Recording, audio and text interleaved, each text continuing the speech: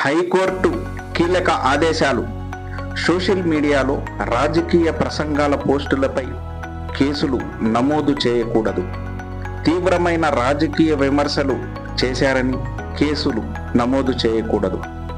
తమ నేత పరువు ప్రతిష్టలకు భంగం కలిగించేలా పోస్టు ఉందని మూడవ వ్యక్తి ఫిర్యాదు చేస్తే కేసు నమోదు చేయకూడదు. పోస్టు హింసను ప్రేరేపించేలా, ప్రజాశాంతికి భంగం కలిగించేలా ఉంటే కేసు నమోదు చేయాలి. హైకోర్టు కీలక ఆదేశాలు.